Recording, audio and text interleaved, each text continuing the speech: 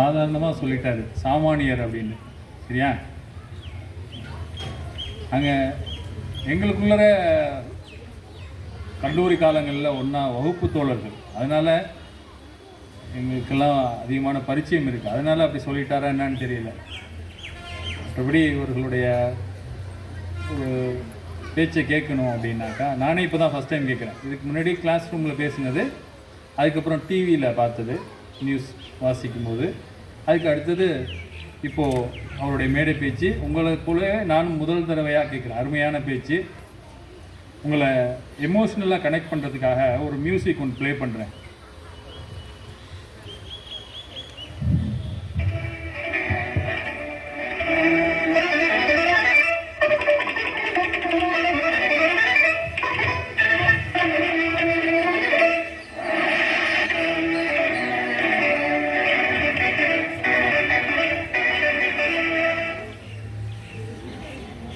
Music கேட்டிருக்கீங்களா? ரொம்ப வருஷம் அப்படியே கொசுவத்தி சுருளுதா? ரொம்ப வருஷத்துக்கு முன்னாடி உள்ள நல்ல ஞாபகங்கள்லாம் ஞாபகத்துக்கு வருதா? இந்த மியூசிக்கு அப்புறம் அவருடைய குரல். வணக்கம். டிடி தமிழ் பிரைம் டைம் செய்திகளுக்காக சங்கர். முதலில் தலைப்புச் செய்திகள். நாடு முழுவதும் 33,000 கோடி ரூபாய் மதிப்பீட்டில் உலகத்தரம் வாய்ந்த 100 தொழிற்பூங்காக்கள் அமைக்கும் திட்டம் மத்திய அமைச்சரவை ஒப்புதல்.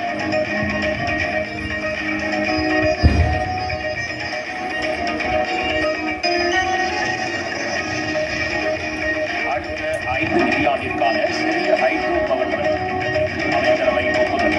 அமைச்சர் அஸ்வினி வைஷ்ணவ் பேட்டி.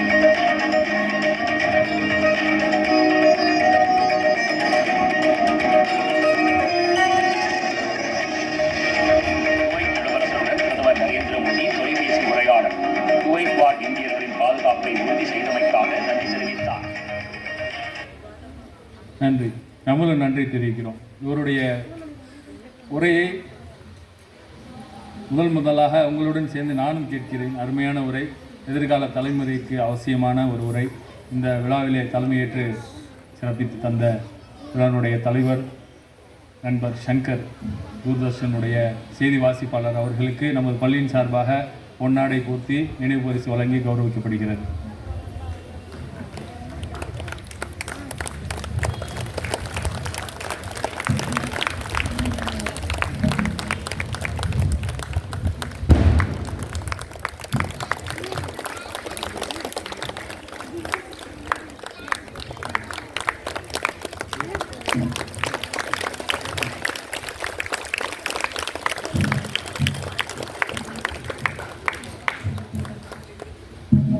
அடுத்ததாக விழாவினுடைய சிறப்பு விருந்தினர் நண்பர் கார்ல் மார்க்ஸ் அவர்களுக்கு, முழுமையாக சொல்லணும்னா அவருடைய பேர்லேயே புரட்சி இருக்குது. மார்க்ஸ் அப்படின்னாலே புரட்சி. சாதாரண ஒரு மனிதன் பிறக்கும் பொழுதே ஒரு சிறந்த மனிதனாக ஆக வேண்டும் என்றால் பெற்றோர்களுடைய சார்பாக நாம் செய்ய வேண்டிய முதல் வேலை சரியான பெயரை என்னவா ஆகணுங்கிறத பெயராக இடுதல். நீங்கள் சூட்டும் பெயர் மட்டுமல்ல, அவர்கள் வாழ்நாளில் என்னவாக ஆகணும்னு, தனித்துவமான ஒரு தலைவராக ஆகணுமா, என்ன ஆகணும்னு நீங்கள் ஆசைப்பட்டு வைக்கிற பேர். நண்பர் மார்க்ஸ் அவர்களுக்கு பள்ளியின் சார்பாக நமது, அதாவது விளையாட்டுப் போட்டிகளிலே ஒரு நிலை இருக்கிறது. சரியா? நம்ம இப்போ பள்ளி விளையாட்டுப் போட்டிகள் நடைபெற்று அதற்கான பரிசுகள் வழங்குகிறோம். இதில் ஃபஸ்ட்டு, செகண்ட், தேர்ட், இதில் தான் நம்ம அந்த குழந்தைகளை உனக்கு இந்த விளையாட்டு நன்றாக வருகிறதுன்னு தனித்துவமாக அவங்கள அடையாளப்படுத்தி அவங்கள ஊக்குவிக்கிற முதல் புள்ளி இங்கேருந்து தான் தொடங்குது. இதற்கப்புறம் என்ன செய்கிறாங்க? மேல்நிலை பள்ளிகளுக்கு போகிறாங்க. அங்கே பள்ளிகளுக்கு இடையான விளையாட்டுப் போட்டிகள், அதில் அவங்க சிறந்த விளையாட்டு வீரர்கள் ஆகிறாங்க. அடுத்தது மாவட்ட அளவிலான விளையாட்டுப் போட்டிகள், அதில் சிறந்து விளங்கணும். அதுக்கு அடுத்தது மாநில அளவிலான விளையாட்டுப் போட்டிகள், அதில் தமிழ்நாட்டில் உள்ள அத்தனை மாவட்டங்களும் அங்கிருந்து வரக்கூடிய குழந்தைகள் அங்கே போட்டியில் கலந்துக்கிட்டு அதில் ஒரு சிறந்த வீரனாக வரணும். அது மாதிரி தமிழ்நாட்டில் சிறந்த வீரனாக வரும்போது அதுக்கு அடுத்தது நேஷ்னல் லெவல், தேசிய அளவிலான விளையாட்டுப் போட்டியில் அப்போது இந்தியாவில் இருக்கக்கூடிய எத்தனை மாநிலங்கள் இருக்கோ அத்தனை மாநிலங்களிலிருந்தும் அனைத்து போட்டியாளரும் கலந்து கொண்டு அந்த டீமில் செலக்ட் ஆகி நேஷ்னல் டீம் பிளேயராக விளையாடி தற்போது நமது பகுதி குழந்தைகளுக்கு தன்னை போல் அனைவரும் வர வேண்டும் என்று பயிற்சி அளித்து கொண்டிருக்கக்கூடிய நண்பர் மார்க்ஸ் அவர்களுக்கு பள்ளியின் சார்பாக மரியாதை செய்யப்படுகிறது.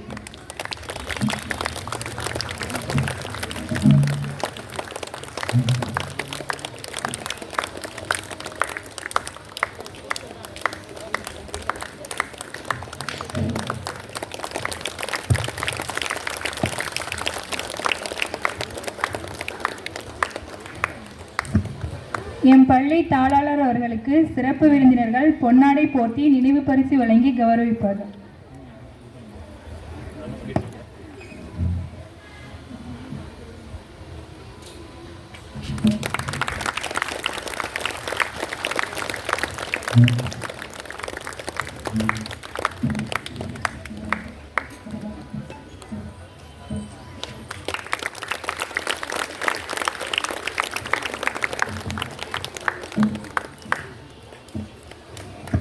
சிறப்பு செய்த விருந்தினர்களுக்கு நன்றி.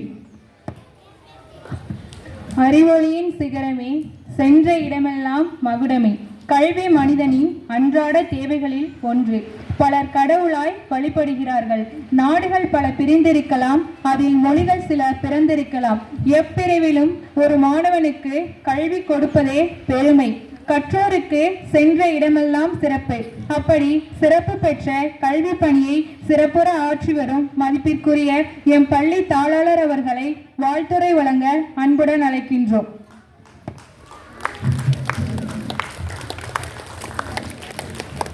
ப்ரோக்ராம் அஜெண்டாவில் ஒரு சின்ன சேஞ்ச். நேற்று வரை அல்லது இன்று காலை வரை என்ன எழுதியிருந்தோம்னா சிறப்புரை மார்க்ஸ் அவர்கள் தான்.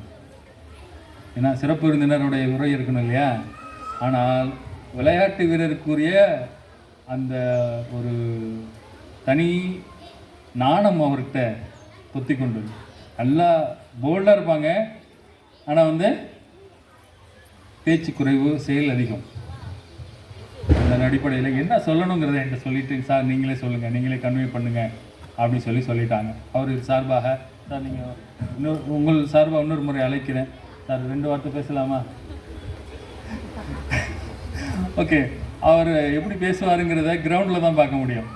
ஆன் ஸ்டேஜிலலாம் நம்ம மாதிரி வாய் போர் வீரர்கள் தான் மேடைகளை பிடிச்சிக்கிறோம். ஓகே, நன்றி.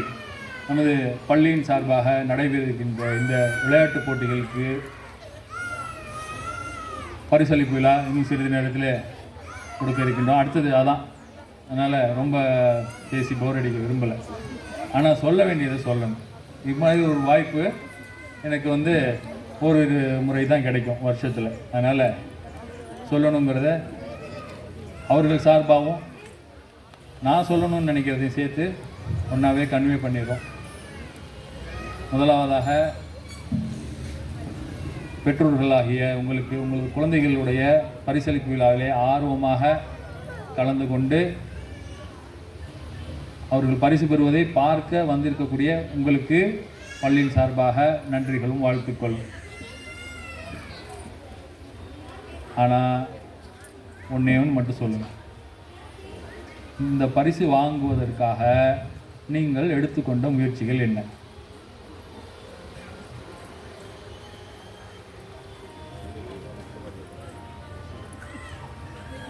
உழைப்பவர்கள் தொடர்ந்து உழைத்து கொண்டே இருக்கிறார்கள். ஒரு காலத்தில் பாட்டி வெத்தலை பாக்கு சுண்ணாம்பு தடவுவது போல் இப்போது இருக்கக்கூடிய அம்மாமார்கள்லாம் தடவிக்கொண்டு சுண்ணாம்பு தடவு தான். Phone phone phone phone phone இது என்ன ஆயிடுச்சு? இது ஓரளவு நம்மெல்லாம் வளர்ந்து நம்ம ஏஜ் ஒரு லெவலுக்கு வந்துட்டோம். இனிமேல் அடுத்ததை மேனேஜ் பண்ண வேண்டியதுதான். இனி க்ரோத் கிடையாது நம்மளுக்கு. ஆனால் நமது குழந்தைகள் க்ரோத்தில் இருக்காங்க. ஃபஸ்ட்டு அதை நீங்கள் புரிஞ்சுக்கோங்க. நான் கோபமாக கூட சொல்கிறேன்னு நினச்சிக்கோங்க, தப்பு இல்லை. பட் உங்களோட அன்றாட நிகழ்வுகளில் மாற்றங்கள் வேண்டும் என்பதற்காக இந்த விஷயங்களை நான் உங்களோடு பகிர்ந்து கொள்கிறேன். நீங்கள் செய்வதை உங்கள் குழந்தையையும் செய்ய வேண்டும் என்று ஆசைப்படாதீர்கள். நாம் அனைவரும் அடல்ட், வளர்ந்து வாழ்வில் நல்லது கெட்டது அனைத்தையும் பார்த்தவர்கள். குழந்தைகள் அப்படி அல்ல, வளர வேண்டியவர்கள். அது விதையிலிருந்து வரும் நாற்று போன்றது. இந்த நாற்றங்கால் நல்ல ஆரோக்கியமாக வளரணும்னா அதற்கான ஒரு சூழ்நிலைகளை நீங்கள் உருவாக்கி தர வேண்டும். அம்மாமார்கள்ட்ட நான் கோபமாகவும் கண்டிப்பாகவும் கேட்கக்கூடிய ஒரே ஒரு வேண்டுகோள், உங்கள் அம்மா படித்த ராணி புக்கு உங்கள் கைக்கு வரல இல்லையா? உங்கள் அம்மா ராணி புக்கெலாம் படித்தாங்கல்ல, நீங்கள் சின்ன பிள்ளையாக இருக்கும்போது ராணி புக்கு, குங்குமம் புக்கு, வேறு என்னென்னலாம் புத்தகங்கள் இருக்காங்களோ நேரம் கிடைக்குள்ளே அவங்க படிப்பாங்க. நீங்கள் அந்த புக்கு எடுக்கக்குள்ள நீங்கள் அந்த புக்கை ஒரு ஆசையாக எடுத்து படிக்கணும்னு ஆசைப்பட்டீங்கன்னா கையில் ஒரு அடி லேசாக செல்லமாக, இதெல்லாம் பெரியவங்க படிக்கக்கூடிய புக்கு, இது நீங்கள் படிக்கக்கூடாது, நீ உன் புக்கை எடுத்து வச்சு ஸ்கூல் புக் எடுத்து வச்சு படி அப்படின்னு சொல்லுவாங்க இல்லையா? அப்படி யாரும் சொல்லலையா? நம்மளும் எடுத்து வச்சு படித்தோமா? நம்மளும் குங்குமம் அது மாதிரி தான் படித்தோமா? ராணி புக்கு படித்தோமா சின்ன பிள்ளையில? சொல்லுங்கள், எஸ்ஆர்னோ. இல்லை, படிக்கல. கொடுக்க மாட்டாங்க தானே? கொடுக்க மாட்டாங்க. ஏன்? அதில் பெரியவங்களுடைய கண்டென்ட் தான் அதில் இருக்கும். சரியா? அது திறந்து பார்த்தா பெரியவங்க என்னெல்லாம் படிக்கணுமோ அதான் இருக்கும். சின்ன பிள்ளைங்க தெரிஞ்சிக்க கூடாத விஷயங்கள்ன்றே சொல்லிட்டு அதை நினச்சாங்க, நம்ம அதை கொடுக்கல. சரியா? ஆனால் இப்பொழுது நீங்கள் பார்த்துட்டு அதே ஃபோனை உங்கள் குழந்தைங்கள்ட்ட கொடுக்குறீங்க. முதல்ல புரிஞ்சுக்கோங்க, ஃபோனில் ஒரு வீடியோ பார்க்குறீங்க அல்லது ஒரு ஷார்ட்ஸ் பார்க்குறீங்க, அடுத்தது ஒரு ரீல்ஸ் பார்க்குறீங்க அப்படின்ட்டாக்கா ஒரு அல்கோரிதம்னு ஒன்று செட் பண்ணியிருக்கிறாங்க. கூகுள் மாதிரி கம்பெனி, மெட்டா மாதிரி கம்பெனி, ஃபேஸ்புக் கம்பெனி, இவங்கெல்லாம் என்ன பண்ணுறாங்கன்னா ஒரு அல்கோரிதம்னு ஒன்று, டெக்னிக்கல் வேர்டு அது, நான் புரிகிற மாதிரி சொல்கிறேனே, இவங்களுக்கு இதில் ஆர்வம் இருக்கிறது அப்படிங்கிறத உங்களது அதிகமான டைம் நீங்கள் எந்த மாதிரி வீடியோவெல்லாம் பார்க்குறீங்கன்னு அவங்க புரிஞ்சுக்கிட்டு அந்த அல்கோரிதம் என்ன பண்ணோம், அந்த கம்ப்யூட்டரோடைய மூளை என்ன பண்ணோம், அவங்களுக்கு தொடர்ந்து அதே மாதிரி வீடியோவாக அனுப்பிக்கிட்டே இருக்கும். இப்போ நீங்கள் ஃபஸ்ட்டு 2 மணி நேரம் நீங்கள் உருட்டிட்டீங்க, உங்களுக்கு பிடிச்சதா பார்த்துட்டீங்க. அடுத்தது அதே ஃபோனு உங்கள் குழந்தை கைக்கு போகுது. என்ன மாதிரி வீடியோலாம் வரும்? நீங்கள் பார்த்தது, நீங்கள் அதிகமாக எதில் டைம் ஸ்பெண்ட் பண்ணீங்களோ அது ரிலேட்டடான விஷயங்கள் தான் ரிலேட்டட் வீடியோஸில் தொடர்ந்து வந்துக்கிட்டே இருக்கும். நீங்கள் என்ன பண்ணுறீங்க, அவங்க ஸ்க்ரீன் சின்ன ஸ்க்ரீன், முன்னாடியெல்லாம் டிவி மாதிரி ஒரு ஹாலில் வச்சு எல்லாரும் பார்க்குற மாதிரி ஒரு சூழ்நிலை இருந்தது. இப்போ ஆளுக்கு ஒரு ஃபோன், ஆளுக்கு ஒரு ரூம், யார் என்ன பார்க்குறான்னு தெரியாத அளவுக்கு கொடுக்கப்பட்டுடுச்சு. தனி ஸ்க்ரீன், தனி கண்டென்ட், தனி உலகம். இப்போ அதுக்கு போயாச்சு. இப்போது நீங்கள் பார்த்ததுக்கான ரிலேட்டட் வீடியோஸ்லாம் அடுத்து ஸ்க்ரோல் பண்ணும்போது உங்கள் குழந்தைகள் அவங்க பார்க்க ஆரம்பிச்சிருவாங்க. ஓகே, எத்தனை பேரண்ட்டு நீங்கள் தயாராக இருக்கிறீங்க? உங்களுக்கு தெரிஞ்சதெல்லாம் எல்லாம் உங்கள் குழந்தைக்கும் தெரியணும். யாராவது கை தூக்குங்க. எனக்கு தெரிஞ்சது அனைத்தும், என் வயசுக்கு எனக்கு தெரிஞ்சது அனைத்தும் எனது குழந்தைக்கும் தெரிய வேண்டும் அப்படின்னு எத்தனை பேர் நினைக்கிறீங்க? சொல்லுங்க. யாருமே இல்லை இல்லையா? நம்ம வயசுக்கு நம்ம என்ன பார்க்கணுமோ நம்ம அதை பார்த்துப்போம். குழந்தைங்க வயசுக்கு அதெல்லாம் பார்க்கக்கூடாது, அதானே நினைக்கிறோம். ஆனால் நினைப்பில் மட்டும் அதை வச்சுக்கிட்டு கையில் இருக்கிற ஃபோனை தூக்கி கொடுத்துரும். இப்போல்லாம் 10 வயசுக்கு கம்மியாக இருக்கக்கூடிய குழந்தைகள் தான் நம்ம பள்ளியில் படிக்கக்கூடிய. நீங்கள் சுடும் தோசை, அந்த தோசை கரண்டி, தோசை கல் அவங்க கையில் கொடுப்பீங்களா? நீ தோசை சுடுன்னு கொடுப்போமா? கொடுக்க மாட்டோம். ஏன்? சுட்டுப்பாங்களா? அப்படியே தோசை கல் மட்டும் தான் சூடாக இருக்கா? உங்கள் மொபைல் சூடாகலையா? அங்கே சூடாதா? சுடாதா சொல்லுங்கள். ஆனால் தீனால் சுட்ட புண்ணும் உள்ளாரும் மாறாதே நாவினால் சுட்டவடு. அந்த புண்ணு வெளியில் தெரிஞ்சிடும், இந்த புண்ணு வெளியே தெரியாது.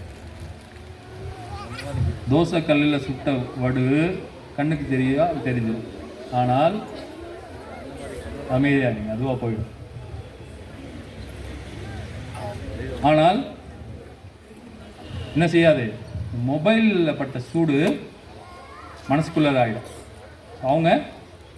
அவங்க வயதுக்கு மீறிய விஷயங்கள் எல்லாம் அவங்க தெரிஞ்சுப்பாங்க.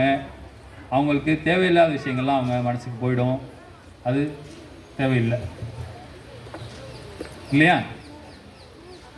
அதனால் பெற்றோர்களாகிய நீங்கள் நல்லா ஞாபகம் வச்சுக்கோங்க, நீங்கள் கொடுக்குற அந்த மொபைல் ஒரு குண்டூசி போன்றது. இங்கே நாங்கள் நாள் ஃபுல்லாக அடிக்கிற காற்று வீட்டுக்கு போனதும் உங்களது மொபைல் என்ற குண்டூசி மூலம் பஞ்சராக்கப்படுகிறது. திருப்பி கொண்டுட்டு வந்து மறுநாள் காலையில் மறுபடியும் பஞ்சர் ஒட்டி மறுபடியும் காற்று அடிக்கலாம். மறுபடியும் சாயங்காலம் போனதும் மறுபடியும் மொபைல் கொடுத்து மறுபடியும் பஞ்சராகி விட்டுறீங்க. ஒரு எச்சரிக்கையாகவே சொல்கிறேன், தாளாளர் என்ற முறையில் சொல்கிறேன். அடுத்த தலைமுறையை ஞாபக சக்தி இல்லாத தலைமுறையாக உருவாக்கி கொண்டிருக்கிறீர்கள். பொறுமையாக உட்கார்ந்து ஒரு விஷயத்தை 3/4 மணி நேரம் தொடர்ந்து கவனித்து உள்வாங்கி அவர்கள் புரிந்து கொண்டு அவர்களுடைய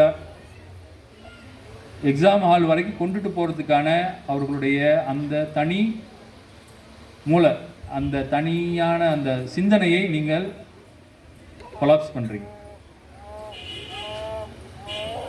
இல்லை, நான் என் பிள்ளை இனிமேல் சம்பாதிக்க வேணாம், நான் ஒரு 7 தலைமுறைக்கு சம்பாதிச்சு வச்சுட்டேன், என் பிள்ளை அதை மேனேஜ் பண்ணால் போதும் அப்படின்னு நீங்கள் நினச்சிங்கண்டா கூட அது செய்யாதீங்க, மொபைல் கொடுக்காதீங்க.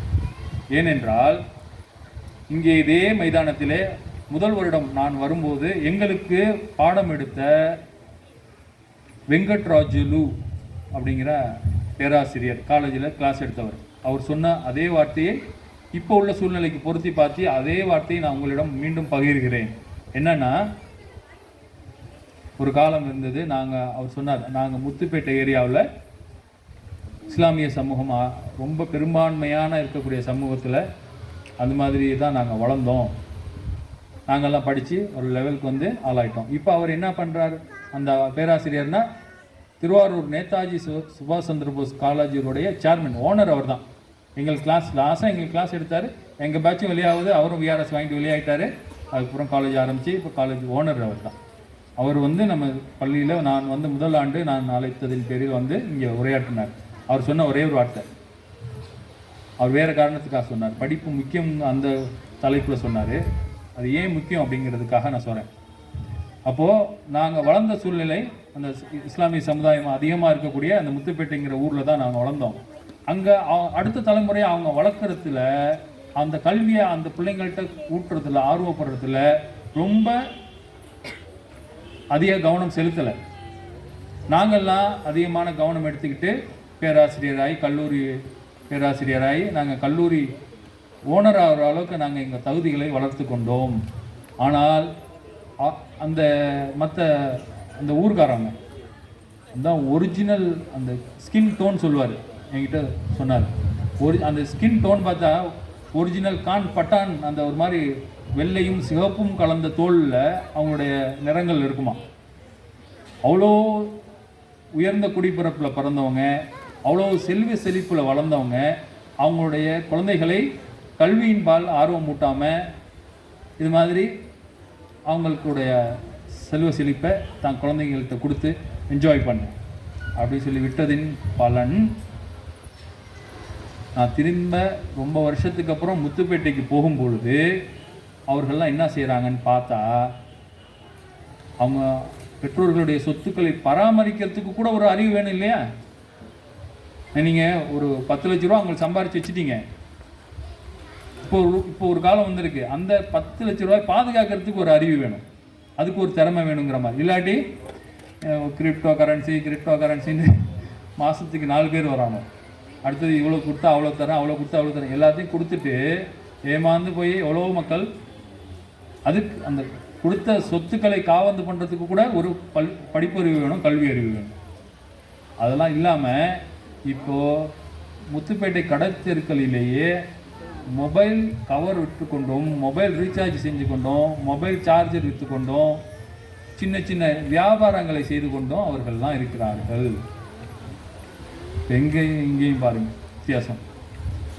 தனது அடுத்த தலைமுறை என்னவாக இருக்க வேண்டும் என்று சீரியஸாக நினச்சவன் சீரியஸாக அடுத்த தலைமுறையை கொண்டுட்டு வந்திருக்காங்க. அவரும் சொத்து சோகமுடையவர் தான். நாங்கள் காலேஜ் படித்தப்போ காரில் வந்த ஒரே ஆசிரியர் அவர் தான். அப்போவே அவருக்கு ஃபேமிலியில் வெல்த் இருந்தால் தானே அந்த கார்லாம் அவர் வந்திருக்க முடியும்.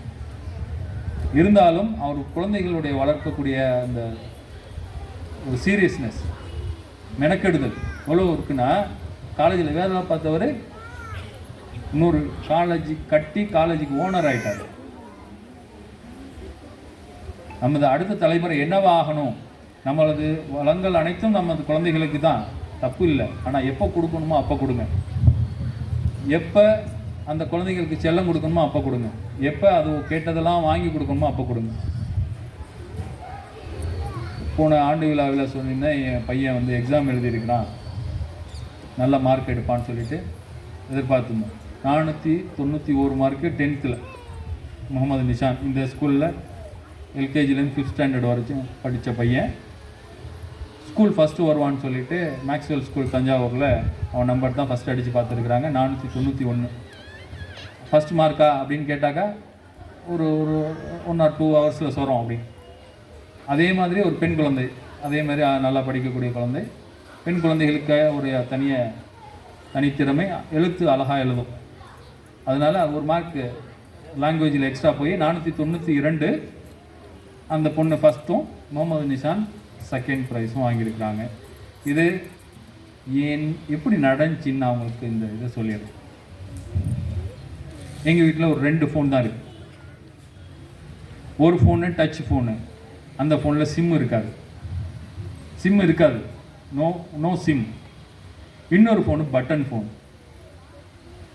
பட்டன் ஃபோனில் நெட்டு இருக்காது, ஒன்லி ஃபார் காலிங். கரெக்டு தானே? அப்படி தானே யூஸ் பண்ணுவோம். இப்போது எப்போ எல்லாம் நான் கொடுக்கணுன்னு தோணுதோ என்னுடைய மொபைல்லேருந்து வைஃபை ஹாட்ஸ்பாட் ஆன் பண்ணும்.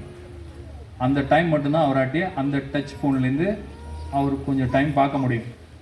நான் இங்கே ஹாட்ஸ்பாட் ஆஃப் பண்ணிட்டேன்னா இந்த டச் ஃபோனை அவர் பயன்படுத்தவே முடியாது.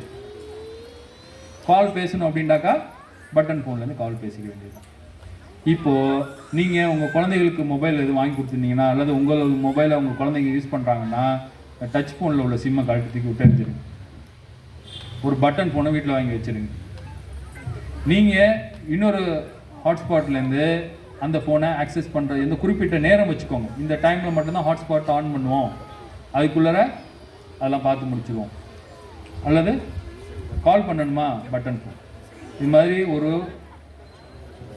எப்படி அந்த சாதனங்களை பயன்படுத்த வேண்டும் அப்படிங்கிற அந்த ஒரு விஷயத்தை நீங்களே அழகாக உங்களது திட்டமிடலின் அடிப்படையில் அழகாக கையாண்டிங்கன்னா உங்களது குழந்தையும் அனாவசியமான எந்த ஒரு விஷயங்கள்லையுமே அவங்க கவனம் செலுத்தாது, அவங்களோட படிப்பில் கவனம் செலுத்தி ஒரு நல்ல மதிப்பெண் பெற்ற நல்ல மாணவர்களாக வருவார்கள். ஓகே, எதுவுமே செய்ய முடியலையா? ஈஸியான ஒரு வழி சொல்கிறேன். என்னெல்லாம் செஞ்சு பார்த்தேன் சார், ஆனால் எங்கள் சொல்லி பேச்சு எங்கள் குழந்தைங்க கேட்க மாட்டுறாங்க. என்ன பண்ணுற? ஒரு கோடு போடுமோன்னா அந்த கோடை சின்னதாக்கணும், அழிக்கக்கூடாது. அந்த ஒரு கோடு போட்டிருக்கு, அந்த கோடை சின்னதாக்கணும். அப்படின்னா என்ன பண்ணணும் தெரியும்? சொல்லுங்கள். ஒரு கோடு இருக்குது, அந்த கோடை அழிக்காமல் அந்த கோடை சின்னதாக்கணும். என்ன பண்ணணும்? பக்கத்தில் ஒரு பெரிய கோடு போடணும். அப்போ இந்த கோடு சின்னதாகிடும் இல்லையா? இப்போது உங்கள் குழந்தைக்கு இருக்கக்கூடிய அந்த பழக்கத்தை மாற்றுவதற்கு இன்னொரு பழக்கத்தை நீங்கள் சொல்லிக் கொடுங்க. அது என்ன பழக்கம்? நல்ல பழக்கம். கெட்ட பழக்கத்தை அழிக்கிறதுக்கு ஒரு நல்ல பழக்கத்தை கொண்டுட்டு வந்து அங்கே திணிக்கிறோம். என்னென்னா, அதுக்கு தான் சாரை கொண்டு வந்திருக்கேன். அந்த குழந்தைகளுக்கு ஆன்லைனில் டைம் ஸ்பெண்ட் பண்ணுறதை டோட்டலாக கட் பண்ணி ஆன் கிரவுண்டில் டைம் ஸ்பெண்ட் பண்ணுறதுக்கு வாய்ப்புகளை ஏற்படுத்தி கொடுங்க. அவங்க ஆன் கிரவுண்டில் போய் நிற்கணும். உங்களுக்கு ஃபிசிக்கல் ஆக்டிவிட்டி, அவங்களுடைய நேரங்களை இப்போ இவ்வளோ நேரம் ஃபோன் பார்க்காம தானே உட்காந்துருக்குறோம், நிறைய நல்ல விஷயங்கள் தெரிஞ்சுக்கிறோம் இல்லையா? இப்போ என்ன பண்ணுறோம்? இதே அவங்க குழந்தைங்க இதான் கிரவுண்டுன்னு நினச்சிக்கோங்க. உங்கள் இடத்துல உங்கள் குழந்தைகள் நிற்கிறாங்க, ஃபோன் பார்ப்பாங்களா? சார் அங்கே நிற்பார், என்ன சொல்கிறாரோ அதை செய்யணும். கையில் ஃபோனை வச்சுக்கிட்டு விளையாட முடியாது. ஆன் கிரவுண்டில் ஃபிசிக்கல் ஆக்டிவிட்டி அவங்க செய்யணும் அப்படின்டாக்கா செஞ்சு தான் ஆகணும். அந்த சிறிய கோட்டை அழிப்பதற்கு நீங்கள் போட வேண்டிய பெரிய கோடு உங்களது குழந்தைகளுக்கு விளையாட்டு சம்பந்தமான ஆர்வத்தை அதிகப்படுத்துங்கள். விளையாடுறதுக்கு யாராவது கசக்குமா? கரும்பு தின்ன கூலியா? விளையாடுறதுக்கு உங்கள் குழந்தைங்களுக்கு போய் விளையாட்டு போகணும், வெளியில் விரட்டி விடுங்க. ஆண் குழந்தையாக இருந்தாலும் சரி, பெண் குழந்தையாக இருந்தாலும் சரி, போய் ஃபிசிக்கல் ஆக்டிவிட்டி போய் விளையாடுங்க, ஏதாவது ஒன்று பண்ணுங்கள். ஸோ அது நீங்கள் அதில் ஆர்வமாயிட்டாங்கன்னா நீங்கள் ஃபோன் கொடுத்தாலும் நோ எங்களுக்கு போக வேண்டிய வேலை இருக்குது, எனக்கு ஒரு மேட்ச் இருக்குது, சார் வர சொல்லியிருக்காங்க, இன்றைக்கி ஒரு எங்களை ரொம்ப கிண்டல் பண்ணிகிட்ருக்காங்க அந்த டீமை வெற்றியை பெற அவங்கள நாங்கள் வெற்றி பெறணும், அதான் எங்களோட இன்றைக்கி உள்ள ஒரே எய்ம். அதனால் நாங்கள் அதில் கவனம் செலுத்துவோம்னு சொல்லிவிட்டு அவங்களுடைய கவனம் எல்லாம் ஆன்லைன்லேருந்து கிரவுண்டுக்கு திரும்பிடும். அடுத்த வருடங்கள் வர்ற கல்வியாண்டுலேருந்து சார் அவங்க வந்து ஒரு அகாடமி ஒன்று வச்சுருக்கிறாங்க. மார்க் சார் வந்து ஒரு அகாடமி வச்சுருக்கிறாங்க, ஸ்போர்ட்ஸ் அகாடமி. அவங்கள்லேருந்து ஒரு லேடி பிஇடி மாஸ்டர் கேட்டிருக்கிறேன். லேடி பிஇடி மாஸ்டர்னால் கொஞ்சம் பொறுமையாக அடிக்காமல் சொல்லி தருவாங்கங்கிறதுக்காக நான் கேட்டிருக்கிறேன். சாரும் தரேன்னு சொல்லியிருக்கிறாங்க.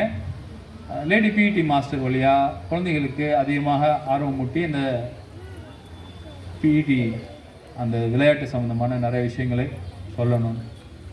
சார்கிட்ட அவங்க அனுப்புகிற அந்த ஸ்டாஃபு அவங்களுக்கு நீங்கள் முழு ஒத்துழைப்பு கொடுத்து உங்களுக்காக வேணும்னா நீங்கள் கேட்டுக்கிட்டிங்கன்னா ஆஃப்டர் ஸ்கூல் ஒரு 4 மணிலேருந்து 6:30 மணி வரைக்கும் இப்போ வரைக்கும் இந்த பொழுது சாயும் பொழுது இருட்டுறதுக்கு ஒரு அரை மணி நேரத்துக்கு முன்னாடி வரைக்கும் இங்கே நம்ம ஸ்கூல் கிரவுண்ட்லேயே அவங்களுக்கு எல்லா ப்ராக்டிஸும் கொடுக்கறதுக்கு ஏற்பாடு பண்ணலாம். அது இல்லாமல் இங்கே ப்ரைவேட் டர்ஃப் ஒன்று ஓப்பன் பண்ணியிருக்கிறாங்க. அந்த டர்ஃப்லையும் சார் ஆல்ரெடி ட்ரைனிங் கொடுத்துட்ருக்குறாங்க. உங்களுக்கு அங்கே ஆர்வமாக இருந்தாக்கா அங்கே அழைச்சிட்டு போய் விடலாம், இல்லை இங்கேயே நம்ம ஸ்கூல் சார்பாகவே நம்ம உங்கள் கண்காணிப்பில் அதை செய்யுங்க சார் இருந்தாலும் நாங்கள் செய்கிறதுக்கு தயாராக இருக்கோம். அதனால் நீங்கள் என்ன பண்ணுங்கள், உங்கள் குழந்தைகளுக்கு விளையாட்டு சம்மந்தமான ஆர்வத்தை அதிகப்படுத்துங்கள்.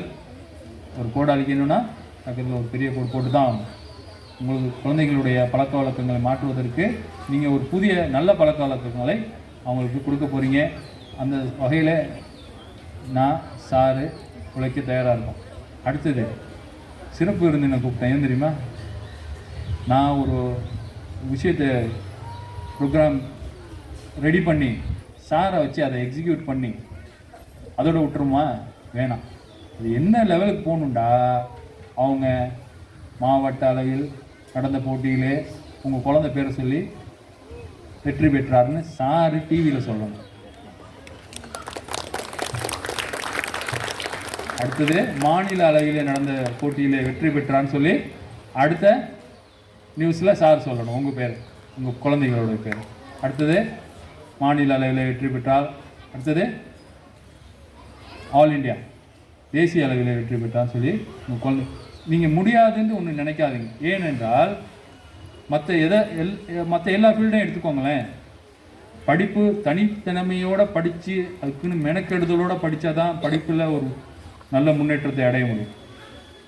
அது பேரண்ட்ஸ் சப்போர்ட் வேணும், சூழ்நிலை வேணும், பொருளாதார வசதி வேணும், அது வேணும், இது வேணும், நிறைய விஷயங்கள் அது உள்ள அடங்கியிருக்கு.